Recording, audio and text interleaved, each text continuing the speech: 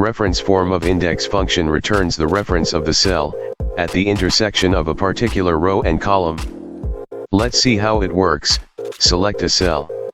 Type equal, index, open parenthesis twice. Specify a reference to first cell range. Type comma. Specify a reference to second cell range. If you are entering more than one ranges, enclose them in parentheses. Type comma. Specify the number of the row from which to return a value. Type comma. Specify the number of the column from which to return a value. Type comma. Specify an area number. The first area selected or entered is numbered 1, the second is 2, and so on. Function will return the value at the intersection of the second row and third column in the second area. Hit enter.